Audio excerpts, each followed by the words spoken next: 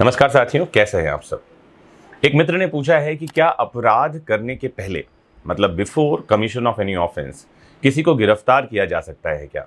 गिरफ्तार का मतलब होता है अरेस्ट करना, यानी उसकी लाइफ और पर्सनल लिबर्टी उसको सीज कर देना। तो अभी मैं नए कानून के हिसाब से बात करूंगा जिसका नाम है BNSS 2023। 1 जुलाई 2024 से ये लागू होने वाला है और इसमें कुछ धाराएं हैं जिन्हें हम प्रिवेंटिव डिटेंशन के मेजर्स कहते हैं। धारा 126, 127, 128, 129 ये धाराएं हैं जहां पर एग्जीक्यूटिव मजिस्ट्रेट यानी कि कार्यपालक दंडाधिकारियों को इसके लिए अधिकार दिया गया है। वहीं धारा 125 जो है BNSS की, इसमें अधिकार दिया गया है जुडिशियल मजिस्ट्रेट फर्स्ट क्लास और साथ ही सेशन कोर्ट को। ये जो धारा 126 है BNSS में, ये पुरानी CRPC में धारा 107 हुआ करती थी और इसके तहत दिए जाने वाले नोटिस को आम बोलचाल में कलंदरा नोटिस कह दिया जाता है। तो आज इस डिटेल लेक्चर में मैं आपको समझाने वाला हूं कि कलंदरा का नोटिस क्या है, 107 की प्रक्रिया क्या है। आपने एक बहुत चर्चित वीडियो देखा होगा यूट्यूब पे, जहां एक एग्जीक्यूटिव मजिस्ट्रेट को हाईकोर्ट में बुलाया गया है और हाईकोर्ट जज उसको डांट लगा रहे हैं कि तुमको पता है कि 107 का नोटिस कब दिया जाता है, कब किसको गिरफ्तार करवाया जाता है। और वो एग्जीक्यूटिव मजिस्ट्रेट परेशान दिख रहे हैं क्योंकि उनके पास इसकी जानकारी नहीं है। तो CRPC का सेक्शन 107 जो BNSS के सेक्शन 126 में है के बारे में आज हम डिटेल में बात करने वाले हैं। जुड़ जाइए इस लेक्चर से लास्ट तक और समझिए कलंदरा के बारे में या 126 बिना अपराध के ही किसी को गिरफ्तार कर लेने की प्रक्रिया के बारे में। तो जैसा कि आप सबको पता है, पुलिस और कार्यपालिका इनका सबसे महत्वपूर्ण काम जो है वो है समाज में शांति और कानून व्यवस्था को बनाए रखना। हम अक्सर अपने आसपास देखते हैं कि जब किसी व्यक्ति के द्वारा सामाजिक शांति को भंग करने का प्रयास किया जाता है तो उसे उस कार्य को करने से रोकने के लिए पुलिस एक नोटिस देती है जिसे कलंदरा काटना या कलंदरा का नोटिस देना कहा जाता है, जैसा मैंने आपको थोड़ी देर पहले बताया। तो क्या प्रावधान है कानून में बता दूं कि अगर किसी एग्जीक्यूटिव मजिस्ट्रेट यानी कार्यपालक दंडाधिकारी को जानकारी मिलती है कि कोई व्यक्ति शांति भंग कर सकता है या सार्वजनिक शांति को नुकसान पहुंचा सकता है और उसकी राय में कार्यवाही करने के लिए पर्याप्त आधार हों, तो वह ऐसे व्यक्ति को कारण बताओ नोटिस जारी करता है कि उसे कोई बॉन्ड भरवाने के लिए क्यों ना कहा जाए जिसकी अवधि 1 साल तक के लिए हो। तो कलंदरा का नोटिस या 126 BNSS का नोटिस जो पुरानी CRPC के 107 में था, अगर किसी को मिला है तो होता क्या है, उसके बाद उसे एग्जीक्यूटिव मजिस्ट्रेट यानी कार्यपालक दंडाधिकारी के सामने लाया जाता है और वो पूछते हैं उससे कि क्यों ना तुमसे एक बॉन्ड भरवाया जाए। बॉन्ड यानी बंधपत्र, जिसमें कि कुछ शर्तें होती हैं और एग्जीक्यूटिव मजिस्ट्रेट जमानतदार की मांग भी कर सकते हैं कि कोई जमानत लेकर आइए और उसके बाद ही आपको छोड़ा जाएगा। 1 साल तक का ये बॉन्ड हो सकता है मैक्सिमम टाइम के लिए, उसमें कुछ शर्तें होती हैं। बॉन्ड साइन कर देने पर व्यक्ति को छोड़ दिया जाता है, कहीं परेशान होने की जरूरत नहीं है।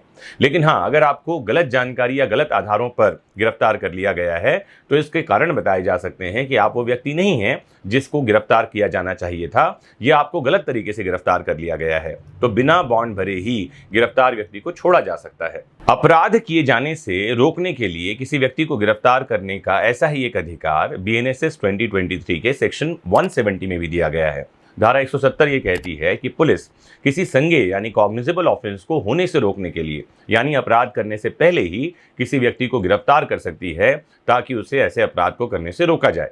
तो जब कभी किसी का कलंदरा या ऐसा नोटिस दिया जाता है जिसको आम बोलचाल में कलंदरा नोटिस कहते हैं, तो ये 2 तरह के होते हैं। पहला, भारतीय नागरिक सुरक्षा संहिता 2023 की धारा 126 सपठित धारा 169 126 रेड विद 169 के साथ कलंदरा काटा जाता है। इसमें आरोपी व्यक्ति को गिरफ्तार नहीं किया जाता तथा उसे नोटिस भेजकर कोर्ट बुलाया जाता है जहां केस चलता है।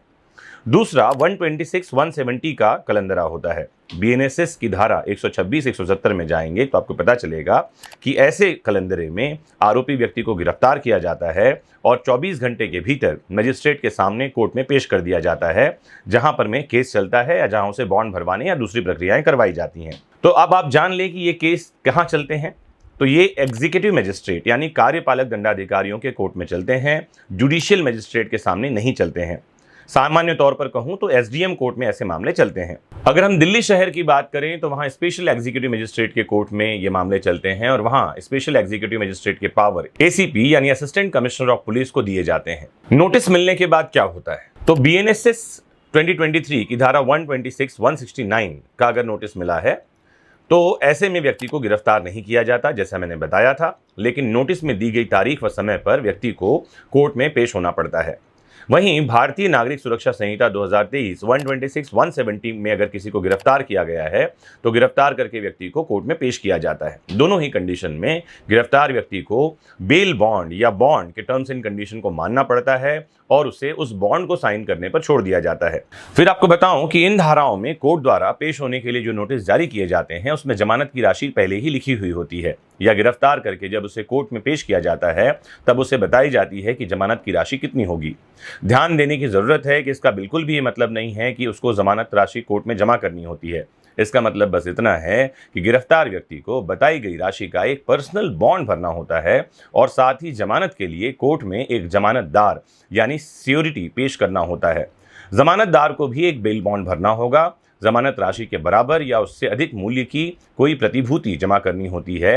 आमतौर पर गाड़ी के डॉक्यूमेंट या एफडी जमानत के तौर पर दी जा सकती है। जमानतदार को अपने साथ अपना पासपोर्ट साइज का फोटो और एक पहचान पत्र जैसे आईडी कार्ड, जो इसमें आधार कार्ड हो सकता है, वोटर आईडी हो सकता है, ये लेकर जाना होता है। अब सबसे आखिरी और महत्वपूर्ण प्रश्न, क्या ऐसा कोई नोटिस किसी व्यक्ति के खिलाफ जारी हुआ है या इन धाराओं में किसी व्यक्ति की गिरफ्तारी हुई है और बॉन्ड भरकर वो छूटा हुआ है, तो क्या उसे सरकारी नौकरी मिलेगी या नहीं, क्या वो कॉम्पिटिटिव एग्जाम दे सकता है या नहीं? तो आपकी जानकारी के लिए समझा दूं, इन धाराओं में की गई कार्यवाही का सरकारी नौकरी या किसी भी तरह से कोई जीवन पर प्रभाव नहीं पड़ता है। कारण है कि इसमें व्यक्ति ने अपराध किया ही नहीं है। फिर से समझिए, अगर ये नोटिस किसी के पास आया है मतलब उसने अपराध नहीं किया है, या तो उसके खिलाफ ऐसी कोई जानकारी है कि अपराध करने वाला है, या पता चलता है कि वो लोक शांति यानी पब्लिक पीस और ट्रैंक्विलिटी को भंग करने वाला है। इस बात को आपको जानना चाहिए। तो अगर आपके खिलाफ ऐसा कोई नोटिस है तो बिल्कुल परेशान होने की ज़रूरत नहीं है। ये कोई आपराधिक मामला नहीं है, ना ये कोई आपराधिक प्रकरण है। मुझे उम्मीद है कि आज का ये लेक्चर जो है आपके ज्ञान को थोड़ा सा बढ़ाने में सहायक हुआ होगा। जुड़े रहिए आपकी अपनी फेवरेट प्लेटफॉर्म विधिक शिक्षा से और जानते रहिए कानून की ऐसी बारीक बातों को आसान शब्दों में। नमस्कार, जय हिंद।